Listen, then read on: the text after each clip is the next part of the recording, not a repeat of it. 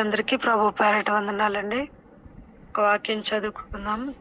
హెబ్రీయులకు రాసినటువంటి పత్రిక 10వ అధ్యాయము 19-20 వచనాలు కలిసి ఉన్నాయి, చదువుకుందాం. సహోదరులారా, యేసు మన కొరకు ప్రతిష్ఠించిన మార్గమున అనగా నూతనమైనదియు జీవము గలదియు ఆయన శరీరమును తెర ద్వారా ఏర్పరచబడినదియునైన మార్గమున ఆయన రక్తము వలన పరిశుద్ధ స్థలమునందు ప్రవేశించుటకు మనకు ధైర్యము కలిగి ఉన్నది. ఈ వాక్యాన్ని బట్టి దేవుడు మనతో మాట్లాడేలాగున చిన్న ప్రార్థన చేసుకున్నాం. ప్రేమగల తండ్రి, పరిశుద్ధుడు అయిన దేవా, కృపా కనికరం కలిగినటువంటి మా గొప్ప దేవా, మీకు వందనాలు, స్తోత్రములు చెల్లిస్తూ ఉంటున్నాను. ఈ యొక్క ఉదయకాల సమయంలో ప్రభా, బిడ్డలతో కలిసి ప్రభా మీ యొక్క నామాన్ని స్తుతించడానికి, ప్రార్థించడానికి దేవా మాకు ఇచ్చినటువంటి గొప్ప భాగ్యాన్ని బట్టి మీకు వందనాలు, స్తోత్రాలు. ఈ సమయంలో తండ్రి, మరి ఇక్కడ నిలబడినటువంటి దాన్ని ప్రభా, అల్పురాల్ని, అయోగ్యురాల్ని తండ్రి, జ్ఞానం లేనటువంటి దాని ప్రభా నన్ను మీరు జ్ఞాపకం చేసుకోండి. మీ యొక్క సిలువ చాటును మరుగుపరచండి. నా నోట మీరు మాట నుంచమని ప్రార్థిస్తూ ఉంటున్నాను. మాతో మీరే మాట్లాడుతూ రమ్మని వేడుకుంటున్నాను తండ్రి. సహాయం చేయమని వేడుకుంటూ దేవా మీ యొక్క సహాయాన్ని కోరుకుంటూ యేసుక్రీస్తు అత్యున్నతమైనటువంటి నామంలో స్తుతించే విశ్వాసంతో ప్రార్థించి అడిగి వేడుకుంటున్నాను తండ్రి. ఆమేన్, ఆమేన్.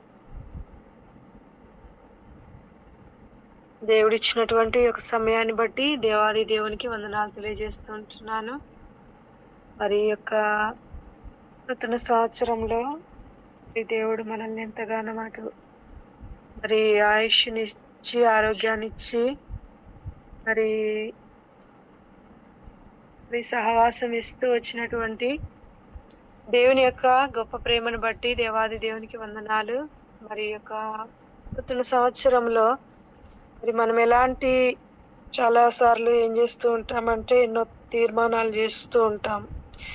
మరి దేవుని కొరకు మరి ఈ విధంగా జీవించాలి అని ఎన్నో తీర్మానాలను చేసుకుంటూ ముందుకెళ్తూ ఉంటాం. మరి నూతన సంవత్సరంలో మనము మరి ఏ విధంగా జీవించాలి అంటే, ఈ యొక్క లోకంలో నూతనమైనది ఏదైనా ఉన్నదా అంటే అది ఏంటంటే, దేవుడు మనకు అనుగ్రహించినటువంటి, దేవుడు మన కొరకు ప్రతిష్ఠించినటువంటి మార్గము అది ఎలాంటిది అంటే నూతనమైనదిగా ఉన్నది, క్రొత్తది. నూతనము అంటే క్రొత్తది. మరి అది ఎలాంటిది అంటే జీవం కలిగినటువంటి మార్గము. మరి ఆయన యొక్క శరీరం అనేటటువంటి తెర ద్వారా, ఆయన యొక్క శరీరం అనేటటువంటి తెర ద్వారా యొక్క మార్గం అనేది ఎంతగానో ఏర్పరచబడినటువంటి మార్గము. ఆయన యొక్క రక్తము ద్వారా మరి ఎంతగానో పరిశుద్ధ స్థలమునందు మరి ప్రవేశించుటకు మనకెంతగానో ధైర్యము. ఆయన యొక్క రక్తము ద్వారా, ఆయన యొక్క రక్తం ద్వారా కడగబడినటువంటి బిడలంగా మనం ఈ రీతిగా ఈ యొక్క ఉదయకాల సమయంలో మనం ఎంతగానో మరి దేవుడు మనల్ని ఈ రీతిగా సమకూరుస్తూ వచ్చాడు. మరి ఆ యొక్క మార్గము ఎలాంటిది అంటే నూతనమైనటువంటి మార్గము మరియు జీవం కలిగినటువంటి మార్గము.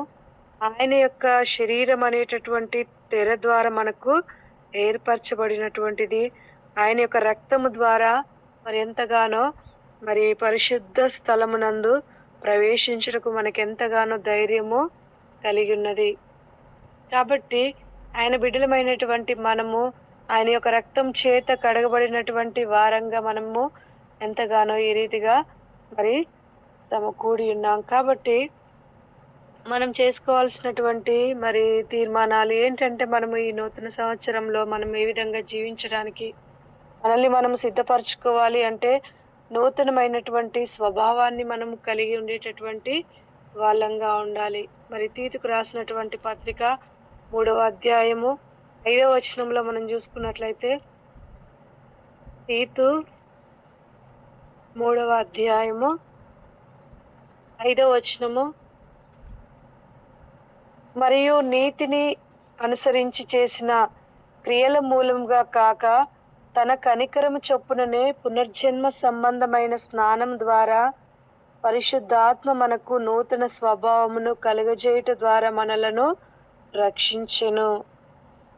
మరి ప్రభు అయినటువంటి యేసుక్రీస్తు మనల్ని ఏ విధంగా మరి దేని కొరకు అంటే మరి మనల్ని రక్షిస్తూ వచ్చాడు అంటే మనము నూతనమైనటువంటి స్వభావమును మనకు కలుగజేయుట ద్వారా మనల్ని ఆయన రక్షిస్తూ వచ్చాడు. మనము నీతిని అనుసరించి చేసినటువంటి క్రియల మూలముగా కాక తన కనికరము చొప్పుననే దేవుని యొక్క కనికరం అనేది, దేవుని యొక్క దయ అనేది మన మీద చూపిస్తూ వచ్చాడు. అంత మాత్రమే కాదు కానీ పునర్జన్మ సంబంధమైనటువంటి స్నానము ద్వారా పరిశుద్ధాత్మ మనకు నూతనమైనటువంటి స్వభావము కలుగజేయట ద్వారా మనల్ని రక్షిస్తూ రావడం అనేది జరిగింది. ఆయన బిడ్డలమైనటువంటి మనము ఒక మరి నూతనమైనటువంటి స్వభావాన్ని కలిగి ఉండడానికి, నూతనమైనటువంటి స్వభావాన్ని కలిగి జీవించడానికి మనల్ని మనం ఎంతగానో మరి సిద్ధపరచుకునేటటువంటి వాళ్ళంగా ఉండాలి. క్రొత్తది అనగానే చాలాసార్లు మానవులం కాబట్టి ఎప్పుడు కూడా మనం క్రొత్తదనాన్ని కోరుకుంటూ ఉంటాం. ఏవైనా పాతవి ఉన్నాయి అనుకోండి, చాలాసార్లు ఏం చేస్తూ ఉంటామంటే మరి అవి దుస్తువులైనా కావచ్చు, వస్తువులైనా కావచ్చు, మరి వాటిని ఏం చేస్తూ ఉంటాం, మరి పక్కన పెడతాం. క్రొత్తదనాన్ని మనం కోరుకుంటూ ఉంటాం చాలాసార్లు. మరి మన జీవితాల్లో కూడా మన యొక్క ఆత్మీయమైనటువంటి విషయాల విషయంలో కూడా మనం ఎంతగానో మరి క్రొత్త స్వభావం, నూతనమైనటువంటి స్వభావాన్ని మనం కలిగి ఉండడానికి మనం ఎంతగానో ఇష్టపడేటటువంటి వాళ్ళంగా ఉండాలి. దేవునికి అంగీకారమైనటువంటి మరి ఆ యొక్క స్వభావాన్ని మనం కలిగి ఉండడానికి మనం ఎంతగానో మరి ఇష్టపడేటటువంటి వాళ్ళంగా ఉండాలి. మరి ఆయన యొక్క నామమందు విశ్వసించి బాప్తిస్మం తీసుకొనుట ద్వారా మరి దేవుడు మనకు పరిశుద్ధాత్మను అనుగ్రహించడం, మరి తద్వారా మనము మరి నూతనమైనటువంటి స్వభావము మరి కలిగి ఉండేటటువంటి వాళ్ళంగా ఉండాలి. కొత్త స్వభావం, నూతనమైనటువంటి గత సంవత్సరం కంటే కూడా ఇంకా మన యొక్క స్వభావంలో మార్పు అనేది రావాలి. మరి దేవుని యొక్క పోలికలో మరి మనం ఇంకా ఆయన యొక్క సారూప్యంలోనికి మార్చబడడానికి మనల్ని మనం ఎంతగానో సిద్ధపరచుకునేటటువంటి వాళ్ళంగా ఉండాలి. అంత మాత్రమే కాదు కానీ మన యొక్క అంతరంగ పురుషుడు దినదినం ఏం కావాలి అంటే నూతన పరచబడేటటువంటి వాడిగా ఉండాలి. 2 కొరింథీయులకు రాసినటువంటి పత్రిక 4వ అధ్యాయము 16వ వచనంలో మనం చూసుకున్నట్లయితే, 2 కొరింథీయులకు రాసినటువంటి పత్రిక 4వ అధ్యాయం 16వ వచనములో, కావున మేము అధైర్యపడము, మా బాహ్య పురుషుడు కృషించినను ఆంతర్య పురుషుడు దినదినము నూతన పరచబడుచున్నాడు. మరి మా బాహ్య పురుషుడు కృషించినను ఆంతర్య పురుషుడు ఏం చేయబడాలి? దినదినము నూతన పరచబడాలి. నీ యొక్క అంతరంగ పురుషుడు మన యొక్క ఆత్మీయమైనటువంటి మరి జీవితం దినదినం ఏ విధంగా ఉండాలి అంటే నూతన పరచబడినదిగా ఉండాలి. మన యొక్క మరి అంతరంగ పురుషుడు ఏ విధంగా ఉండాలి అంటే దినదినము కూడా నూతన పరచబడే విధంగా, నూతనంగా క్రొత్తగా ఉండడానికి మరి మనము ఇష్టపడేటటువంటి వాళ్ళంగా ఉండాలని దేవుని యొక్క వాక్యము సెలవిస్తుందన్నమాట. అంత మాత్రమే కాదు కానీ మనము ఈ నూతనమైనటువంటి స్థిరమైనటువంటి మనస్సును మనము కలిగి ఉండడానికి మనము ఇష్టపడాలి. కీర్తనల గ్రంథము 51వ అధ్యాయము 10వ వచనంలో, కీర్తనలు 51వ అధ్యాయము మరి 10వ వచనంలో, దేవా నా యందు శుద్ధ హృదయము కలగజేయుము, నా అంతరంగంలో స్థిరమైన మనసును నూతనముగా పుట్టించుము. దేవా నా యందు శుద్ధ హృదయం కలగజేయము. దినదినము కూడా మరి మనం ఈ విధంగా మన యొక్క ఆత్మీయమైనటువంటి జీవితాన్ని మనము పరిశీలించుకునేటటువంటి వాళ్ళంగా ఉండాలి, పరీక్షించుకునేటటువంటి వాళ్ళంగా ఉండాలి. మరి శుద్ధమైనటువంటి మరి ఆ యొక్క మరి హృదయాన్ని మనము కలిగి ఉండడానికి మనల్ని మనము దేవునికి మనం ఎంతగానో అప్పగించుకునేటటువంటి వాళ్ళంగా ఉండాలి. మన మనస్సు ఎలాంటిదంటే మరి అది ఇప్పుడే మరి ఎంతగానో క్షణంలోనే మారిపోయేటటువంటి మన యొక్క ఆలోచనలు, మన యొక్క తలంపులు ఎంతగానో మారిపోతూ ఉంటాయి. అంతరంగంలో మనకు ఏ విధంగా ఉండాలి అంటే స్థిరమైనటువంటి మనసును మనము కలిగి ఉండేటటువంటి వాళ్ళంగా ఉండాలి. చాలా సార్లు మరి ఏ విధంగా అంటారంటే చంచలమైనటువంటి మనసు, స్థిరత్వం లేనటువంటి మనస్సును మనము కలిగి ఉండేటటువంటి వాళ్ళంగా ఉంటాం. కాబట్టి నా అంతరంగంలో స్థిరమైనటువంటి మనస్సును నూతనంగా పుట్టించమని మనము ప్రార్థన చేసేటటువంటి వాళ్ళంగా ఉండాలి. దేవా, పరిశుద్ధ హృదయము, మరి మన యొక్క దేవుడు పరిశుద్ధుడు కాబట్టి మరి మన మనసును కూడా మనం అంతే పరిశుద్ధంగా ఉంచుకునేటటువంటి వాళ్ళంగా ఉండాలి. స్థిరమైనటువంటి మనసును మనము కలిగి ఉండడానికి ఇష్టపడేటటువంటి వాళ్ళంగా ఉండాలి. ఇదే దావీదు భక్తుడు అంటున్నాడు కీర్తనలు 33వ అధ్యాయము మరి 3వ వచనంలో చూసుకున్నట్లయితే, ఆయనను గూర్చి నూతన కీర్తన పాడుడి. మరి దినదినం కూడా దేవునిలో మనము ఎంతగానో మరి క్రొత్త కీర్తన పాడేటటువంటి వాళ్ళంగా ఉండాలి. మరి ఆయనను గూర్చి నూతన కీర్తన పాడుడి, ఉత్సాహ ధ్వనితో ఇంపుగా వాయించుడి. మరి ఈ విధంగా దేవుని కొరకు మనము మరి మరి మనం తీర్మానం చేసుకునేటటువంటి వాళ్ళంగా ఉండాలి. నూతనమైనటువంటి స్వభావాన్ని కలిగి ఉండాలి. గత సంవత్సరం కంటే ఇంకా ఈ సంవత్సరం ఇంకా నా యొక్క ఆధ్యాత్మికమైనటువంటి జీవితంలో మరి అభివృద్ధి రావాలి అని మనం తీర్మానించుకోవాలి. మన యొక్క అంతరంగ పురుషుడు దినదినము కూడా మరి ఎంతగానో మరి దినదినము నూతనంగా ఉండడానికి మనం సిద్ధపడాలి. మరి దేవుని కొరకు నూతనమైనటువంటి హృదయాన్ని మనం కలిగి ఉండాలి. అంత మాత్రమే కాదు కానీ మరి స్థిరమైనటువంటి మనస్సును మనం కలిగి ఉండడానికి ఇష్టపడాలి. నూతనమైనటువంటి కీర్తనలను మరి దేవుని కొరకు మరి దేవుని స్తుతించడానికి, దేవుని గణపరచడానికి మనము మరి మన నోట క్రొత్త కీర్తన రావాలని దేవుడు ఎంతగానో ఇష్టపడుతూ ఉంటున్నాడు.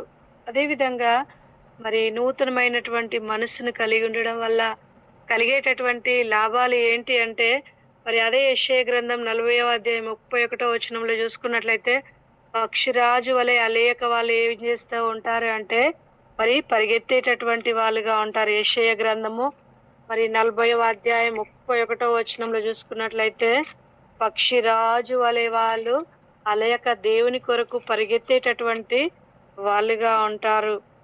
మరి మనం కూడా మరి అలాంటి అలయక పరిగెత్తేటటువంటి వాళ్ళంగా ఉండాలి. దేవుని కొరకు, దేవుని యొక్క పని కొరకు మనము పరిగెత్తేటటువంటి వాళ్ళంగా ఉండాలి. అలాంటి వాళ్ళు ఏం చేస్తూ ఉంటారంటే మరి రోమ 12:2 ప్రకారము మరి రూపాంతరము పొందుకునేటటువంటి వాళ్ళుగా ఉంటారు. రోమీలకు రాసినటువంటి పత్రిక 12వ అధ్యాయము 2వ వచనంలో చూసినట్లయితే, రోమీలకు రాసినటువంటి పత్రిక 12వ అధ్యాయము 2వ వచనంలో, మీరు ఈ లోక మర్యాదను అనుసరింపక ఉత్తమమును అనుకూలమును సంపూర్ణమునై ఉన్న దేవుని చిత్తమేదో పరీక్షించి తెలుసుకొనున్నట్లు మీ మనస్సు నూతన మగుట వలన రూపాంతరము పొందుడి. రూపాంతరము పొందేటటువంటి అనుభవాన్ని మనము కలిగి ఉండాలి. అది ఏ విధంగా అంటే ఈ లోక మర్యాదను మనం ఏం చేయకూడదంటే అనుసరింపకూడదు.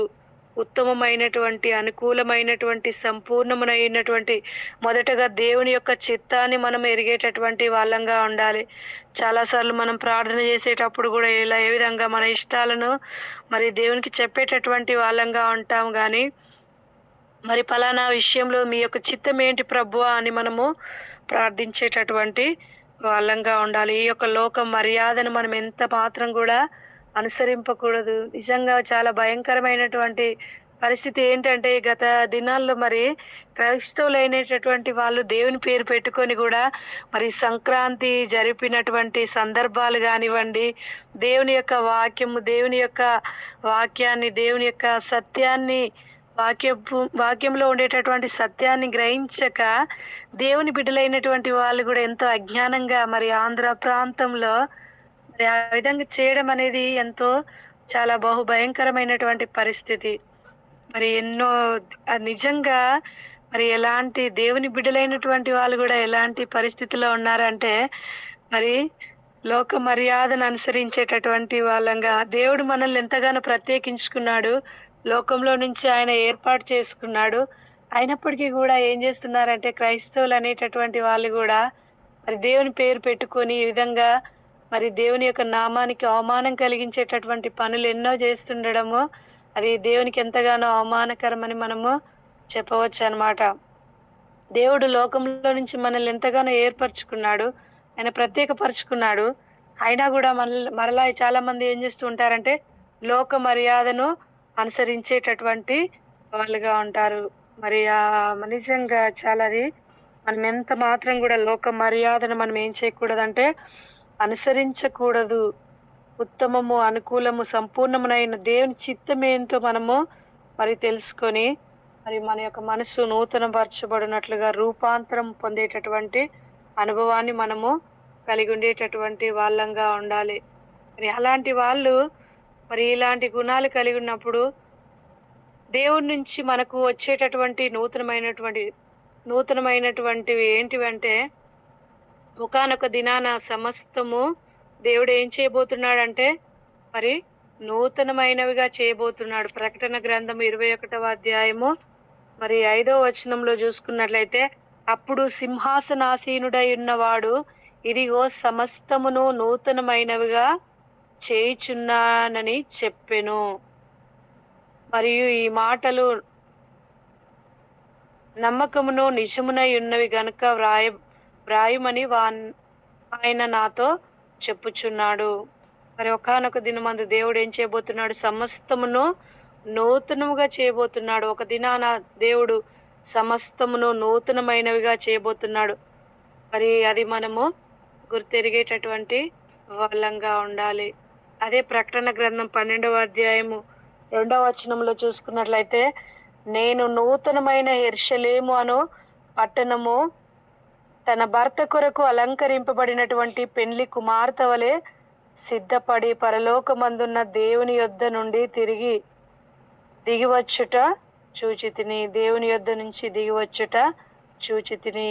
ఇది ఎవరికి అంటే నిజంగా దేవుని కొరకు మరి సిద్ధపడినటువంటి బిడ్డలకు దేవుడు మరి ఆ యొక్క నూతనమైన యెరూషలేము అనేటటువంటి పట్టణము మరి తన యొక్క వధువు సంఘం కొరకు ఎంతగానో మరి సిద్ధపరుస్తూ ఉంటున్నాడు. కాబట్టి యెరూషలేము అనేటటువంటి పరిశుద్ధ పట్టణము, నూతనమైనటువంటి యెరూషలేము అనేటటువంటి ఆ యొక్క పరిశుద్ధ పట్టణమును దేవుడు ఆ యొక్క సంఘము అనేటటువంటి మరి అలంకరించబడినటువంటి ఆ యొక్క మరి పెండ్లి కుమార్తె కొరకు ఏం చేసి ఉన్నాడంటే ఎంతగానో ఆ యొక్క యెరూషలేము అనేటటువంటి పరిశుద్ధ పట్టణమును ఎంతగానో సిద్ధపరుస్తూ ఉన్నాడు. మరి మనం ఈ విధంగా నూతనమైనటువంటి మరి వాటిని కలిగి ఉన్నప్పుడు దేవుడు మన కొరకు మరి ఇవి సమకూర్చేటటువంటి వాడుగా ఉన్నాడు. సమస్తమును ఒకానొక దినమందు నూతనంగా చేయబోతున్నాడు. అంత మాత్రమే కాదు కానీ నూతనమైన యెరూషలేము అనేటటువంటి పట్టణాన్ని మన కొరకు సిద్ధపరిచాడు. అంత మాత్రమే కాదు కానీ మరి చివరిగా హెబ్రీలకు రాసినటువంటి పత్రిక 10వ అధ్యాయము 19వ వచనంలో మరి నూతనమైనటువంటి పరలోకానికి వెళ్ళగలిగేటటువంటి మార్గాన్ని కూడా ఆయన మన కొరకు ఏం చేసి ఉన్నాడు అంటే సిద్ధపరిచి ఉన్నాడు. అదే హెబ్రీలకు రాసినటువంటి పత్రిక 10వ అధ్యాయము 19వ వచనంలో చూసుకున్నట్లయితే, నూతనమైన మరి ఆ యొక్క పరలోకానికి వెళ్ళగలిగేటటువంటి మార్గాన్ని దేవుడు మన కొరకు సిద్ధపరిచి ఉన్నాడు. కాబట్టి ఆయన బిడ్డలంగా మనము ఈ యొక్క నూతన సంవత్సరంలో మంచి మరి తీర్మానాలు కలిగి మరి అంతం వరకు జీవించినప్పుడు అది మన యొక్క జీవితాలకు ఎంతగానో మరి క్షేమము, మేలు అనేది ఉంటుంది. కాబట్టి మరి అలాంటి తీర్మానాలు చేసుకొని దేవుని కొరకు నమ్మకంగా జీవించడానికి మన హృదయాలు మనల్ని మనము సిద్ధపరచుకుందాం. మరి ఇటు వాక్యాన్ని దేవుడు మన యొక్క వినికిడిలో దీవించి ఆశీర్వదించును గాక. Amen. Praise Lord brother. Thank you sister.